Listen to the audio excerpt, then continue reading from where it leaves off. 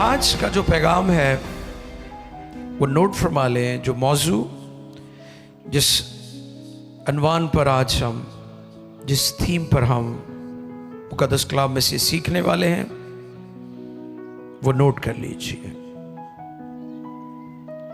मातम खुशी में बदल गया, मातम खुशी में बदल गया। मैं अक्सर कहता हूं कि मसीहत के अंदर शामे सलीबा नहीं है। समझ रहे मेरी बात? या कलवरी का गम, किसी ने लिखा कलवरी का गम, तो मैंने कहा आप इसे ठीक करें, हम शाने कलवरी कह सकते हैं। हालेलुया। हम क्या कह सकते हैं? शाने कलवरी, कलवरी की शान बयान करें। मैं क्यों ये बातें कर रहा हूं? ये मेरा मौजू नहीं है आज का, लेकिन क्योंकि इन दिनों लोग इस तरफ जा रहे हैं। लोगों ने मसीहत की जो एक्चुअल पिक्चर है उसको लोग खराब करके पेश करने की कोशिश कर रहे हैं। लेकिन हमारे अंदर जो मसीहत के अंदर कफारे का, सलीब का, कलवरी का जो दुरुस्त ईमान और उसकी पिक्चर है उसको बड़े ध्यान से समझना है। आज का पैगाम है मातम खुशी में बदल गया। मरकुस रसूल की मार्फत लिखा गया इंजीली बयान और उसका 5वां बाब 21वीं आयत से लेकर 43वीं आयत तक हम पढ़ेंगे। ये पैसेज थोड़ा लंबा है लेकिन सारा पैसेज पढ़ना बहुत ज़रूरी है।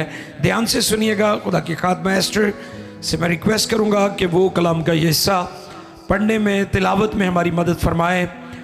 Mark, the gospel of mark chapter 5 versus 21 to 43। मरकस 5वें बाब की 21वीं आयत से लेकर 43वीं आयत तक हम पढ़ेंगे।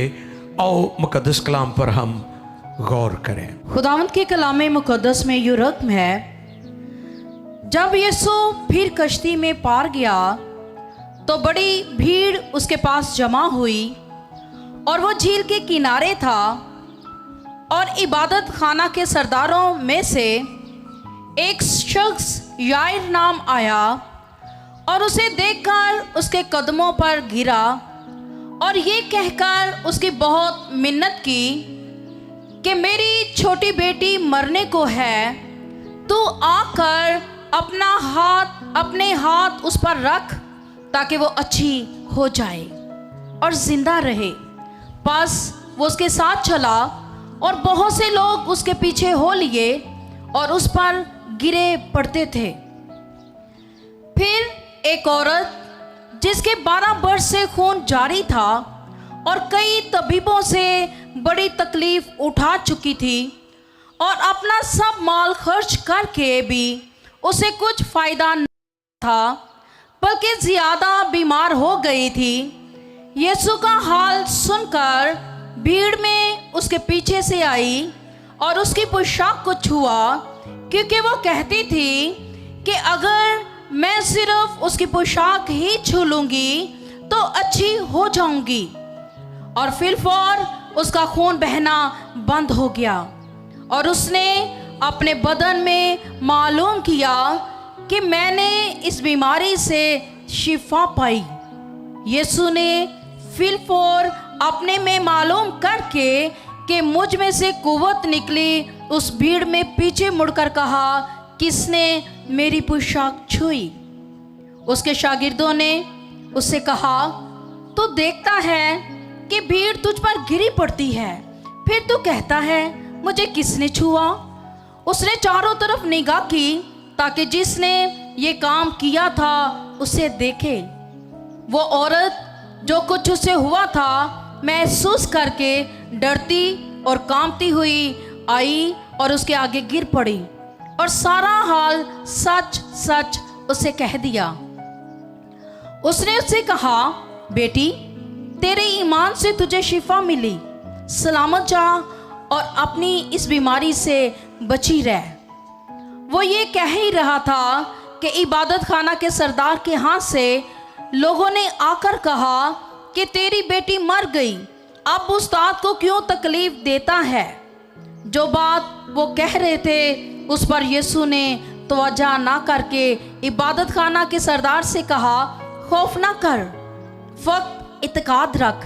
फिर उसने पतरस और याकूब के भाई यूहन्ना के सिवा और किसी को अपने साथ चलने की इजाज़त ना दी। और वह इबादत खाना के सरदार के घर में आए और उसने देखा कि हुल्लड़ हो रहा है और लोग बहुत रो पीट रहे हैं, और अंदर जाकर उनसे कहा, तुम क्यों गुल मचाते और रोते हो? लड़की मर नहीं गई बल्कि सोती है। वो उस पर हंसने लगे, लेकिन वो सबको निकाल कर लड़की के माँ बाप को और अपने साथियों को लेकर जहाँ लड़की पड़ी थी अंदर गया। जी, 41वीं आयत। और लड़की का हाथ पकड़कर उससे कहा तालिता कुमी, जिसका तर्जमा है ए लड़की मैं तुझसे कहता हूँ उठ। वो लड़की फिर उठकर चलने फिरने लगी क्योंकि वो 12 वर्ष की थी। इस पर लोग बहुत हैरान हुए। फिर उसने उनको ताकीद से हुक्म दिया ये कोई ना जाने, और फरमाया कि लड़के को कुछ खाने को दिया जाए। मुकद्दस कलाम के पढ़े, सुने, समझे और कबूल किए जाने पर खुदा की इलाही बरकत सब कहें आमीन। जिस दुनिया में हम रहते हैं वो दुखों, गमों, मुसीबतों से भरी हुई है। ख़ास तौर पर आज जब हम अपने मुल्क की बात करें तो हमारी सोसाइटी, मेजॉरिटी जो है, अक्सरियत जो है, वो गुर्बत की चक्की में पिस रही है। वसाइल कम है और मसाइल ज़्यादा है। बोले मेरे साथ, वसाइल कम है और मसाइल ज़्यादा है। हर तरफ मायूसी, नाउमीदी, बेचैनी, अबतरी, तज़ब्ज़ुब, खौफ हमें नज़र आता है।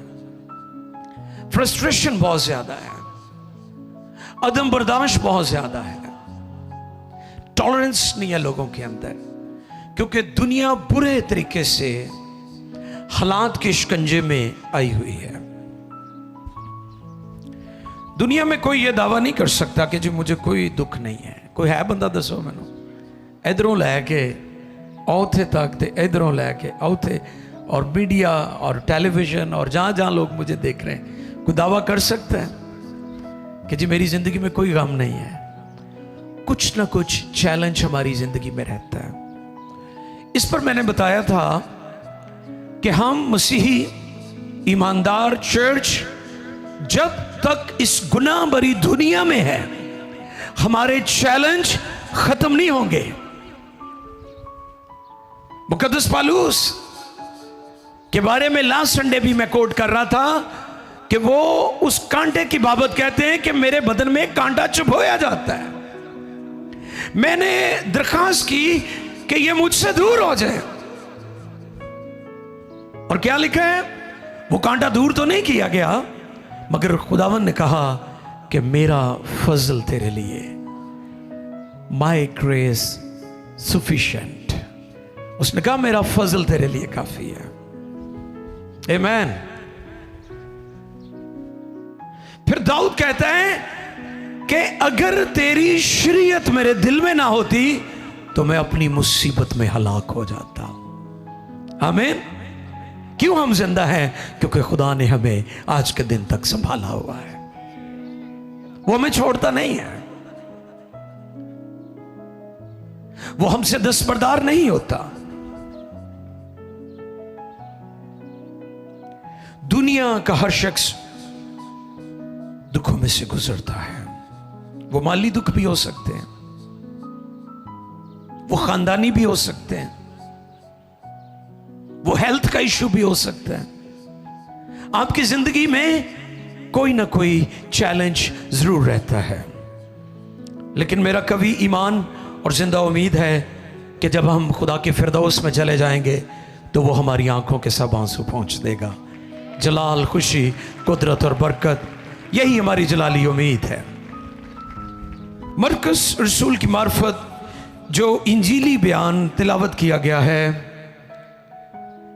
जो कलाम का हिस्सा, जो पैराग्राफ, जो पैसेज आपके लिए तिलावत किया गया है, अनजील अरबा में सबसे ज्यादा मौजज़ात का जो जिक्र है वो मरकस की इंजील में है। यसू अल मसीह के अजीब, जलाली और बड़े बड़े कामों का जो तज़किरा है सबसे ज्यादा अनजील में, अगर आप देखें तो मरकस की इंजील है जिसमें मौजज़ात का सबसे ज्यादा तज़किरा में मिलता है।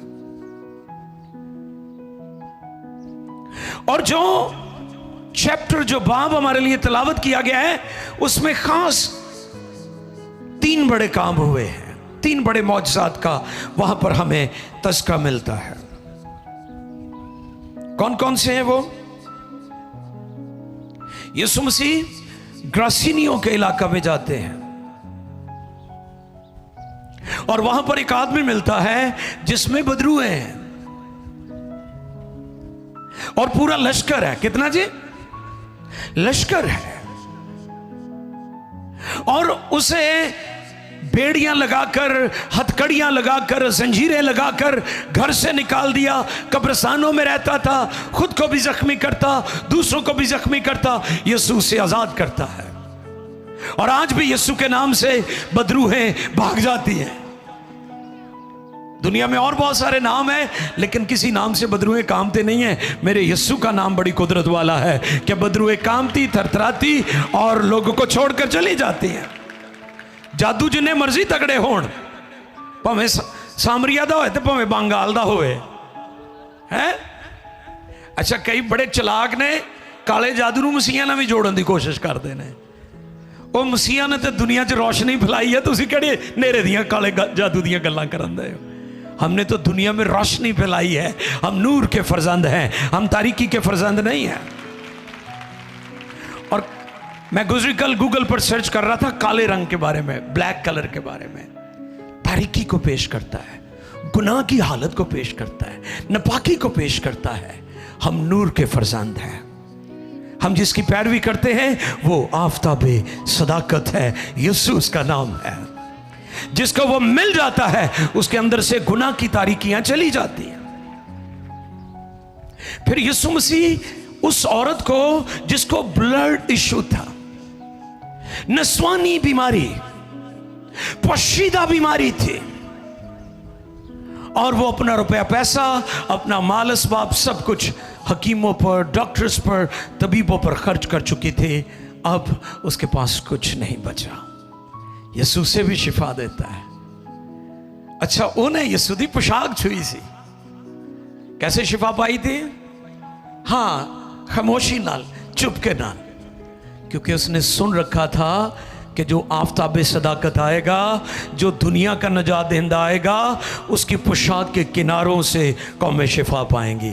उन्हें कहा, जे ते मैं एदी पोशाक छू के शिफा पा गई तो फिर यही खुदा दा बेटा है, यही दुनिया दा मसीह है, यही दुनिया नूं बचाने वाला है, यही दुनिया दी आखिरी उम्मीद है। तो इसे तरह ही होया, वो शिफा पा गई। और तीसरा मौजज़ा, यायर की मुर्दा बेटी को जिंदा किया। ये 3 बड़े वाकयात हैं। तीसरा बड़ा वाकया क्या है जी? यायर की बेटी। तो इसलिए मैंने इस टॉपिक को जो टाइटल दिया है वो मातम खुशी में बदल गया, क्योंकि उसकी बेटी मर गई थी। उसकी बेटी यायर, जो कि इबादत खाने का सरदार था, सरदारों में से एक सरदार था। आपको पता है सरदार कौन होते थे? सरदार काहिन, हाई प्रीस्ट, जो लीडर होते थे, क़यादत करते थे। ये बड़े मुअज़्ज़ज़ और मुहज़्ज़ब और काबिल इज्जत, जैसे वेरी रेवरेंड हम कहते हैं। इस पर मैंने बताया था कि लोग रेवरेंड और रेवरेंस को लेकर मुखालफत करते हैं। इस पर मैंने चंद एक वीक पहले तालीम दी थी। यायर इबादत खाने के जो सरदार थे उन सरदारों में से एक था। ये काजी भी होते थे, ये जज भी होते थे, ये हैकल का सिस्टम भी चलाते थे, सोसाइटी इन्हें झुक झुक कर मिलती थी और ये बड़े मालदार होते थे। वैसे तो हर दौर च मजहबी लोग बड़े मालदार होंगे सन, आज भी बड़े मालदार ने। ये बड़ा मालदार था और जब ये बात मेरे सामने थी मैं गौर कर रहा था कि कभी कभी हालात ऐसे जिंदगी में आ, आपकी पोजीशन, आपका ओहदा, आपका टाइटल, आपकी दौलत, आपका मकाम, आपकी शोहरत, सब कुछ बेकार और बेमानी हो जाती है। और यही कुछ इस सरदार से के साथ भी हुआ। ਇਹਦੇ ਕੋਲ पोजीशन भी है, हैकल सरदार भी है, लेकिन कितना बेबस है कि अपनी बेटी की बीमारी का इसके पास कोई हल नहीं। और फिर ये यीशु के पास आता है। आगे चलकर ये बातें हम सीखेंगे। और ये क्या करता है, ये यीशु मसीह के पास आता है। 22वें आयत पढ़िए जी। और इबादत खाना के सरदारों में से एक शख्स यायर नाम जी, आया जी, और उसे देखकर उसके कदमों पर गिरा वाह, और ये कहकर उसकी बहुत मिन्नत की, उसकी बहुत मिन्नत की कि मेरी छोटी बेटी मरने को है, तू आकर अपने हाथ उस पर रख ताकि वो अच्छी हो जाए और जिंदा रहे। वाह, ऐ उन्हें अच्छा फैसला किया है। कई दफा ताड़े अच्छे फैसले ताड़े लिए भी ते ताड़ी नस्लों लिए भी बाबरकत हो जाते ने, ते ताड़े गलत फैसले ताड़े लिए ते बर्बादी लियाते ने, ताड़ियां नस्लों भी तबाह करते हैं। अच्छा, गमों की हकीकत को यीशु ने भी बयान किया, वो भी सुन ले जरा। वो एक बात रह गई थी बीच में, वो भी हम उसको देख लेते हैं। यूहन्ना 16वें बाब की 33वीं आयत, दूसरा हिस्सा है उसका। The gospel of John chapter 16 verse 33, यूहन्ना की मार्फत लिखी गई इंजील 16वां बाब 33वीं आयत मुकद्दसा। जी पढ़िएगा जी। मैंने तुमसे ये बातें इसलिए कही, खुदावंद यीशु ने फरमाया, मैंने तुमसे ये बातें इसलिए कही कि तुम मुझ में इत्मीनान पाओ। क्या पाओ जी?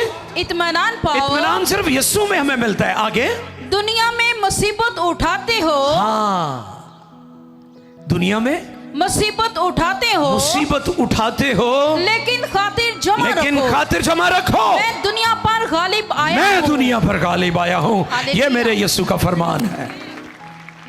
उन्हें ये नहीं कहा कि दुनिया च मुसीबत नहीं गया, उन्हें कहा नहीं, मुसीबत है ने, मुसीबतों का सामना तुहानू करने पैना है, लेकिन अगर तुसी मेरे विच हो तो गुड न्यूज़ ये वे कि मैं इन्हां ते गालिब आया हूं। आमीन। ये यीशु मसीह ने मुसीबतों और दुखों की हकीकत को बयान किया है, जिसको आज बहुत सारे प्रीचर, खासतौर पर प्रॉस्पेरिटी प्रीचर जो हैं, वो इसको डिनाई करते हैं। हमारी जिंदगी के चैलेंज रहते हैं, लेकिन अगर हम खुदावंद में हैं तो फिर खुदावंद ने कहा मैं इन पर गालिब आया हूं। अब इबादत खाना का सरदार यायर वो यीशु के पास आता है और यीशु के कदमों में गिरता है। अगर लूका 8वें बाब की 41वीं और 42वीं आयत पढ़े तो वहां पर भी हमें इसके बारे में मिलता है। देख लें जरा, ये भी पढ़ दीजिएगा प्लीज। लूका 8वां बाब है, उसकी 41वीं और 42वीं, ये 2 वर्सेस हैं, इनको हम पढ़ेंगे। जी, खुदा की खादमा पढ़ने में हमारी रहनुमाई फरमाएंगे।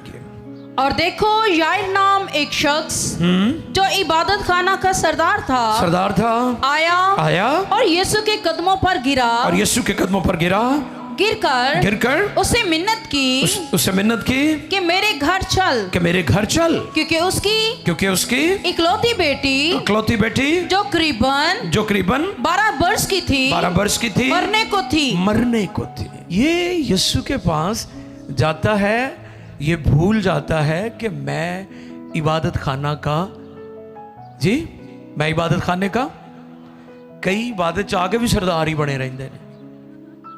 सरदार वो नहीं ਜਿਹੜੇ सिख ਹੁੰਦੇ ਨੇ, नहीं उन्हां दी गल नहीं, तबीयत च सरदारी आ जानी, तबीयत मिजाज दे विच सरदारी। नवाबी कई सुते पे भी लाते लत रख के सुते होंदे ने, क्योंकि वो ज़हन च नवाबी चल रही होंदी कि मेरा पिंड नवाबा वाला है। लेकिन ये यीशु के पास आया है और ये यीशु के कदमों में गिर गया है। इसने उसे सिजदा भी किया है, इसने उसकी ताज़ीम भी की है। उसके कदमों में बैठकर कहता है कि मेरी बेटी सख्त बीमार है, तू उसे बचा सकता है। दुनिया को जान लेने की ज़रूरत है, दुनिया के मजहबी सरदारों को जान लेने की ज़रूरत है।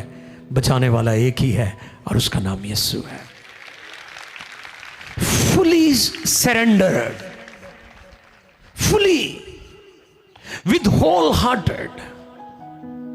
हम झुकते तो हैं, होल हार्टेड नहीं।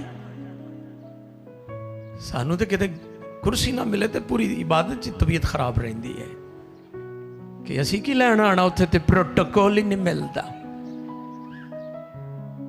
इनू वेखो इबादत खाने नू लीड करने वाला सी और यीशु के कदमां च गिर गया। ये है वर्शिप, ये है इबादत, ये है ताज़ीम।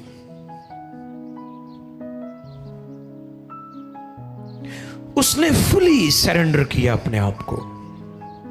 अच्छा, एक और बड़ी इंटरेस्टिंग बात है, जिस औरत को नस्वानी बीमारी का सामना था,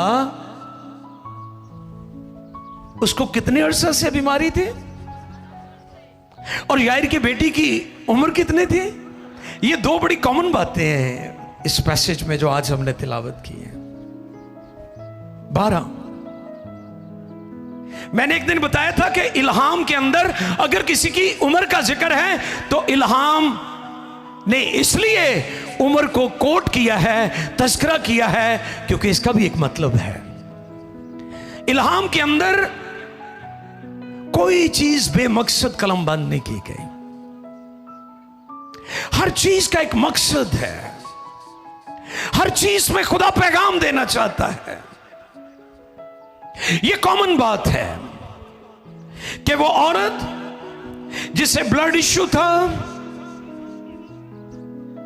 और यहां पर यह भी सीखने वाली बात है कि यह तो यीशु के पास आया है कि मेरे घर चल, मेरी बेटी बीमार है, सख्त बीमार है, तू जाएगा, वो बच जाएगी।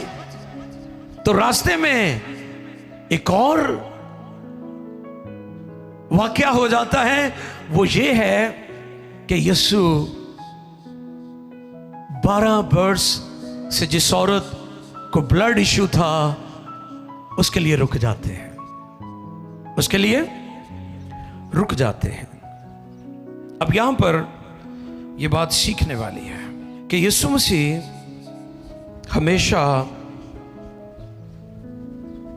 जो लोग उसके हुजूर संजीदगी से आते हैं उनके लिए रुक जाता है, उनके लिए वो हमारी दरखास्तों को सीरियस लेता है। बोले सीरियस लेता है, गैर संजीदा नहीं है यीशु।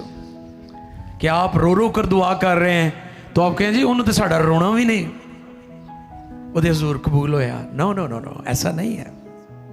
शैतान अक्सर आपके कानों में कहता है, अब वेखे कितनी देर हो गई है, तेरे हालात नहीं बदलने, तेरे मसले नहीं हल होने, तू ऊपर नहीं जाना, तेरे बच्चों ने कामयाब नहीं होना, तेन नौकरी नहीं मिलनी, तेरा बिजनेस नहीं चलना, तेरी मिनिस्ट्री नहीं चलनी।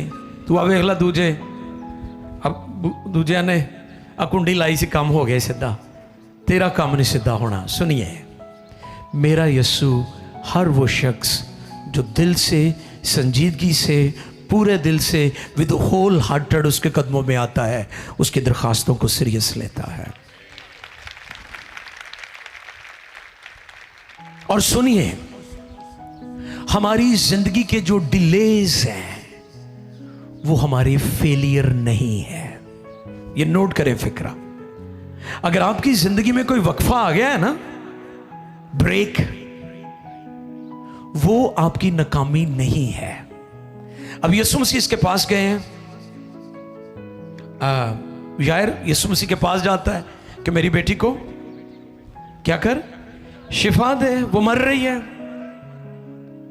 तो रास्ते में क्या हुआ है?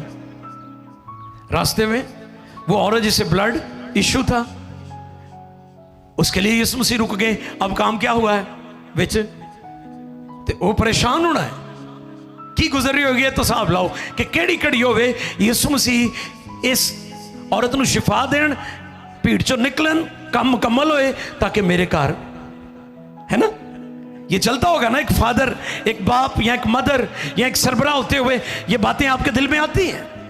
जब आपकी कोई बरकत रुक जाए, जब हालात क्रिटिकल हो, सिचुएशन क्रिटिकल हो, आप फील करते हैं ये डिले क्यों आ रहा है, ये वक्फा क्यों आ रहा है। मैं आज सुबह आपको बताना चाहता हूं, आपकी जिंदगी में जो वक्फा आया है, जो डिले आया है, ये आपकी नाकामी, फेलियर नहीं है, क्योंकि खुदा अपना काम अपने वक्त पर करता है।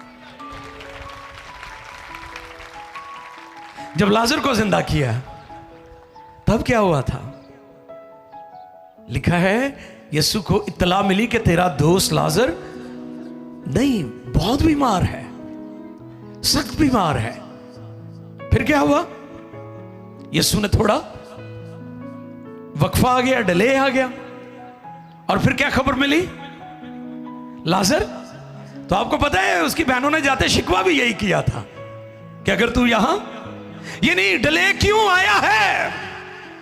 मैं आज सुबह आपकी जिंदगी में यह ऐलान करना चाहता हूं, यह पैगाम देना चाहता हूं, आपकी जिंदगी के वक्फे, आपकी जिंदगी के डिलेज जो हैं, वो आपकी नाकामी, फेलियर नहीं है। खुदा अपना काम वक्त पर ही करता है। ये हमें देर लगती है कि देर हो रही है, टाइम बड़ा लंघ गया है। कई मैनू कहणगे भाई साहब दुआ करो, उम्र लंघदी जा रही, ब्याह नहीं हो रहा। और नहीं, घबराओ ना, हो जाएगा मेरे भरावो। डिले ਤੁਹਾਨੂੰ ਲੱਗਣ ਦੇ, ये खुदा बेहतर कर रहा है। वीजा नहीं लगन दिया, इमिग्रेशन नहीं हो रही, हो जाएगा। ये हमें डिले लगता है, लेकिन ऐसा नहीं है।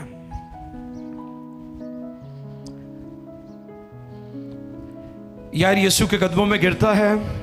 मरकस 5:22 और 23, यीशु मसीह उसकी दरखास्त को संजीदा लेते हैं। 24वीं आयत पढ़े, 24वीं आयत। बस वो उसके साथ चला और बहुत से लोग उसके पीछे हो लिए। हाँ, बस वो उसके पीछे हो लिए। नहीं, उसके साथ चला। हालेलुया। वो उसके ताड़ियां मुसीबतां दुखां च ताड़े कोल आन तो यीशु नूं कोई नहीं रोक सकता।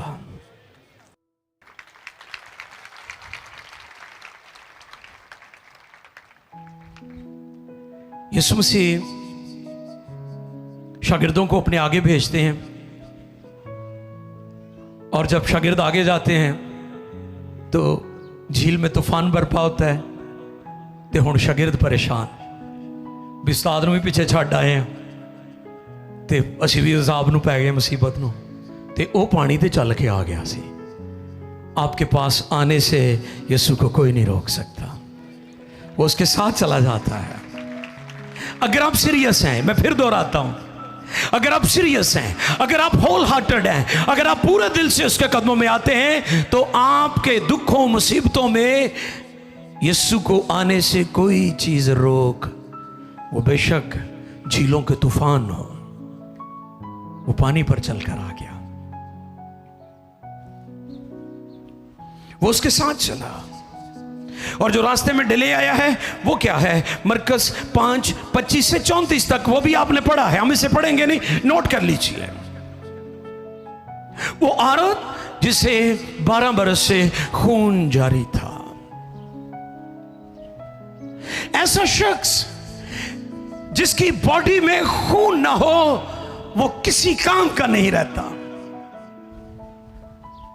लेकिन मेरा यीशु ऐसा है कि जहां पर डॉक्टर्स, हकीम, तबीब, मेडिकल साइंस, जहां पर डॉक्टर्स कहते हैं ना जी इन्हों ले जाओ हुण, वहां मेरा यीशु अपना काम करता है। वक्फा, ब्रेक, डिले, जिंदगी के वक्फे हमें डराते हैं, मगर याद रखें यीशु मसीह आपके पास पहुंच जाता है। अब इसी दौरान एक और बुरी खबर यायर को मिलती है, वो भी जरा देखें क्या है। मरकस 5:35 पढ़िए जी। वो ये कह ही रहा था वो ये कह ही रहा था कि इबादत खाना के सरदार के हाथ से कि इबादत खाना के सरदार के हाथ से लोगों ने आकर कहा कि तेरी बेटी मर गई। वाह, हैरान कुन, हार्ट ब्रेकिंग, सैड। ये बहुत बुरी खबर थी यायर के लिए, और ज्यादा उसकी तशवीश बढ़ गई कि जो ब्रेक आई है ना, यीशु मसीह जरा रुकया है, अगर टाइम ना चला जाता है ना, ये ख्यालात जो मर्था और मरियम को जो उन्होंने कहा यीशु मसीह से, इसी तरह के ख्यालात इसके दिल में भी होंगे। हो सकता है ये भी ऐसे सोचता हो कि ये ब्रेक क्यों आई है, ये डिले क्यों आया है। आप कहते हैं ये डिले क्यों आया है, मेरा काम फौरन क्यों नहीं हुआ, ये हो जाना चाहिए था, अब तक हो जाना चाहिए था। और चंद एक और बातें भी हैं।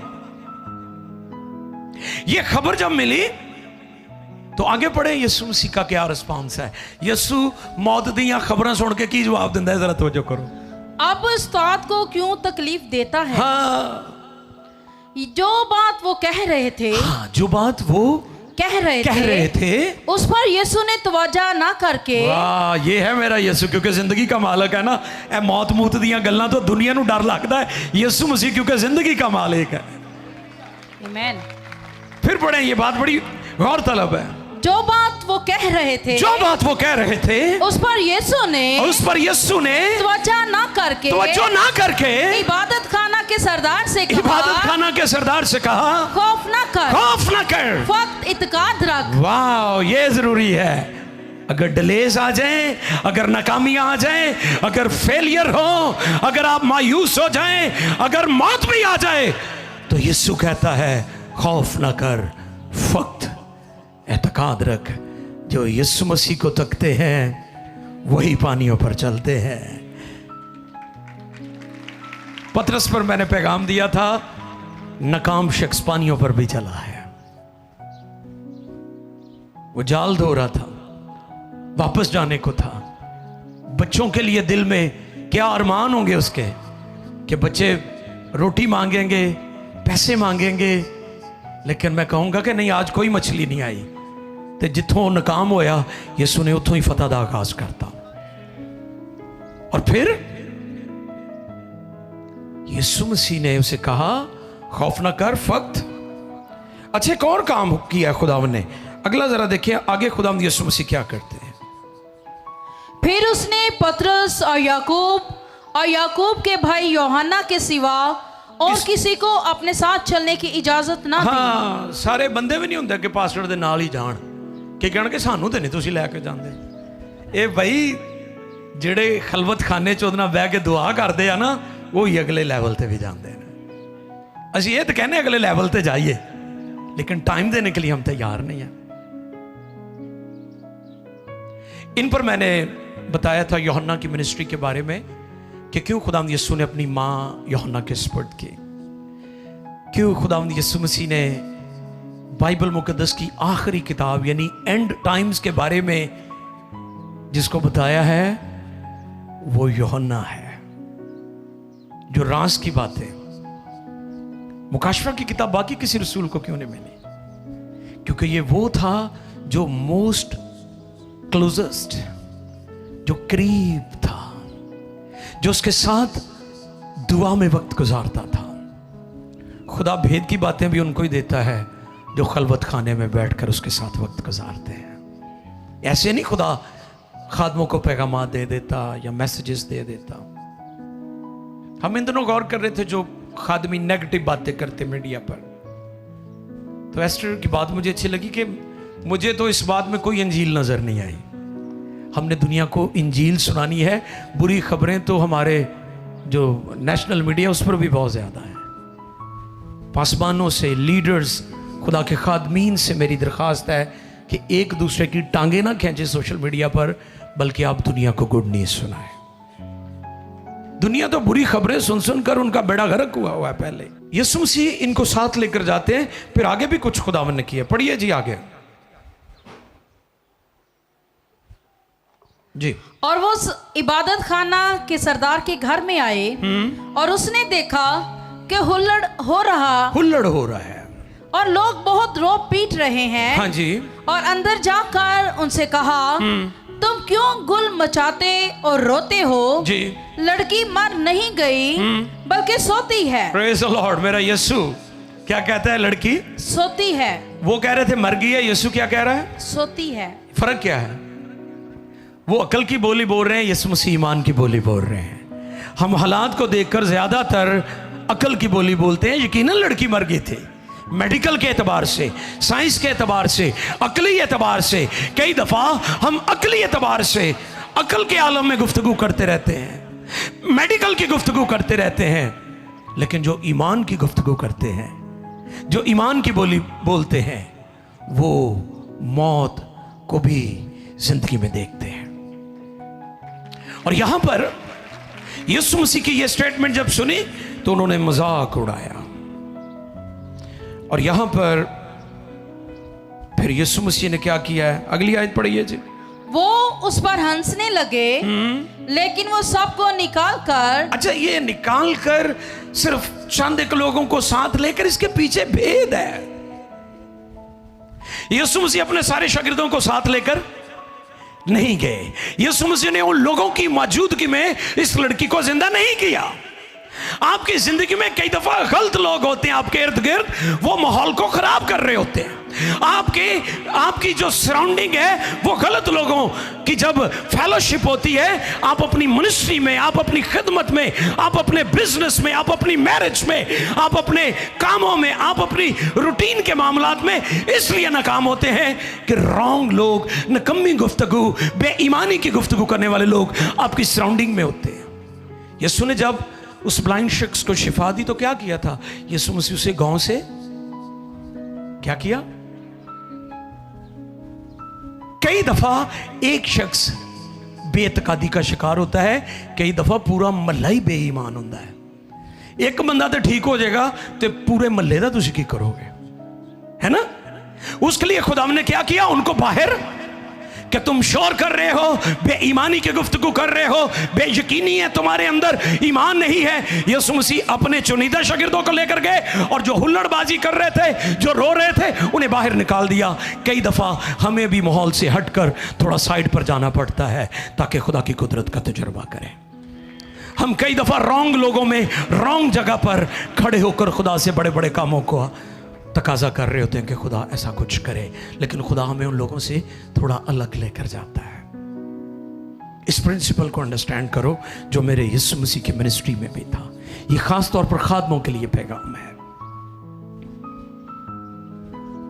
और फिर क्या किया है जी? वो सबको निकाल कर लड़की के माँ बाप को और अपने साथियों को लेकर जी जहां लड़की पड़ी थी अंदर गया। बिल्कुल। और लड़की का हाथ पकड़कर उससे कहा तालीता कुमी। तालीता कुमी। अब गौर तलब बात यह है कि यहां पर ऐसा क्यों लिखा गया है, तो नोट कर लीजिए। जब किसी भी जुबान से किसी फिक्रे को, अल्फाज को किसी दूसरी जुबान में जो है उसका तर्जुमा किया जाए तो इंग्लिश में उसे ट्रांसलेशन कहते हैं। क्या कहते हैं? कई दफा लोग बाइबल से एवं एतराज करी जाएंगे। मैं खुदा के खादम को सुन रहा था, वो कहते कि मैं सफर कर रहा था, एक आदमी मेरे साथ बैठा, तो कहते मैंने उसे चाह के चले यीशु मसीह की खुशखबरी सुनाते हैं, तो कहते वो इको ही हथियार है। कहते मैनू कहते अच्छा तुसी क्रिश्चियन हो? कहते मैं क्या हाँ। अच्छा ताड़ी बाइबल तो बदल गई है? तो कहते मैं क्या अच्छा ते जड़ी असली है वो वहा किथे आ? फिर चुप। तो कहते बाइबल मैं पढ़ ही रहा सा। तो कहते थोड़ी देर बाद मैनू कहते आ की है? कहते मैं क्या बाइबल है? कहते मैं क्या ओए होए होए किन्नी इहदी मत वजी है, इन्हें बाइबल कभी वेखी ही नहीं। तो कहते बाइबल बदल गई है। ए आलम है लोगों की इन्फॉर्मेशन का।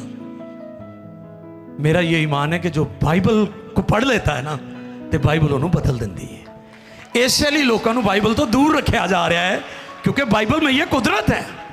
ये बड़ा हथियार है दुनिया को। लेकिन हम शुक्रगुजारी करते हैं कि हमारे ईमान की बुनियाद लोगों के जज्बात और लोगों की तनकीद नहीं है। हमारे ईमान की बुनियाद बाइबल मुकद्दस है। इसमें हमारा ईमान रूटेड है, बाइबल में रूटेड है। इसलिए हम डामाडोल नहीं होते, इसलिए हम परेशान नहीं होते, और ना ही हम इतनी जल्दी ऑफेंड होते हैं। शुक्रगुजारी करते हैं कि बाइबल दुनिया में आज भी सबसे ज़्यादा छपने वाली, पढ़ी जाने वाली और दुनिया में सेल होने वाली किताब है। इसे कोई नीचा नहीं दिखा सका। अच्छा, मैं बात कर रहा था ट्रांसलेशन और ट्रांसलिटरेशन। दूसरा वर्ड है ट्रांसलिटरेशन, यानी अरमिक वर्ड है ये। यीशु मसीह कौन सी जुबान बोलते थे? अरामी, अरमिक। और ये किस जुबान के अल्फाज हैं? तलीता कुमी या कुम भी है, तलीता कुम या तलीता कुमी, जो हमारे उर्दू ट्रांसलेशन में है, लिखा हुआ है, एज इट लिखा है, जो अरमिक वर्ड्स हैं। इसे क्या कहते हैं? ट्रांसलिटरेशन, यानी उसी जुबान के सेम अल्फाज लिख देना और आगे उसका मतलब भी लिखा हुआ है, जिसका तर्जुमा है, जिसका तर्जुमा है, ए लड़की, ए लड़की, मैं तुझसे कहता हूँ, उठ उठ। वो लड़की फिर फौर उठकर चलने फिरने लगी, क्योंकि वो 12 वर्ष की थी, 12 वर्ष की थी। इस पर लोग बहुत ही हैरान हुए। और आखिर में क्या लिखे आगे? फिर उसने उनको ताकीद से हुक्म दिया, ताकीद से हुक्म दिया कि ये कोई ना जाने, और फरमाया कि लड़की को कुछ खाने को दिया जाए। वाह वाह वाह, ये भी वखरी गल ही है। इनू कुछ खान ली दो, ਇਹਦਾ मतलब की सी ताकि लोगों को पता चल जाए कि वाकई जिंदा हुई है। हालेलुया, पता चल जाए ये वाकई जिंदा हुई है। और ये करिश्मे, ये छंबे, ये वंडर्स मेरा यीशु करता है, कोई और नहीं है। यूहन्ना ने जब जेल से अपने शागिर्दों को ये पैगाम देकर भेजा कि उससे पूछो कि आने वाला तू ही है या हम किसी और की राह देखें, क्यों ऐसे किया? इस पर कई लोग सवालात करते हैं। इसके लिए मुख्तलिफ स्कूल ऑफ थॉट हैं, लेकिन एक स्कूल ऑफ थॉट मैं आपकी खिदमत में बयान कर देना चाहता हूँ। यूहन्ना दर हकीकत अपने शागिर्दों को ये पैगाम दे रहे थे कि मैं रास्ता दिखाने वाला था, मैं मंजिल नहीं हूँ। जो मंजिल के पास चले जाओ, वो ज़िंदगी भी है, वो राह भी है, वो हक भी है, वो सच्चाई भी है, सब कुछ वही है, उसी के पास चले जाओ। मैंने तो सिर्फ तुम्हें रास्ता दिखाया था, जो जन्नतुल फिरदौस है वो खुदा का बेटा यीशु है, जाओ उसके पास चले जाओ। और उनको जवाब क्या मिला था? यूहन्ना से जाकर कह दो, हाँ जी, अंधे देखते, गूंगे बोलते, लंगड़े चलते, कोड़ी पाक साफ किए जाते और मुर्दे जिंदा किए जाते हैं। ना तो यीशु से पहले कोई कर सका और ना यीशु के बाद कोई और कर सका, और आज भी उसके नाम से ऐसे अजीब और बड़े बड़े काम रूनुमा होते हैं। ये है मेरा यीशु। मातम खुशी में बदल गया। जहाँ पर मातम है, जहाँ पर ज़िंदगी के डिलेज हैं, जहाँ पर ज़िंदगी में वक्फे हैं, आप नाकाम हो चुके हैं, आप मायूस हो चुके हैं, मैं आज सुबह आपको खुशखबरी देता हूँ, मेरा यीशु अपना काम वक्त पर करता है। इसलिए आओ विद होल हार्टेड, सरदार की तरह उसके कदमों में गिर जाए। लोग अपना आप उससे पूरे तौर पर, फुली तौर पर, कंप्लीटली उसे अपना आप नहीं देते, और इब्लीस कान में सरगोशियां करता है कि खुदा ने ताड़ी नहीं सुननी, हुण काम बड़ा लंबा हो गया है, हुण काम अगे चला गया है, हुण ते मौत दे मुंह च बंदा चला गया है, लेकिन मेरा यीशु जिंदगी का मालिक।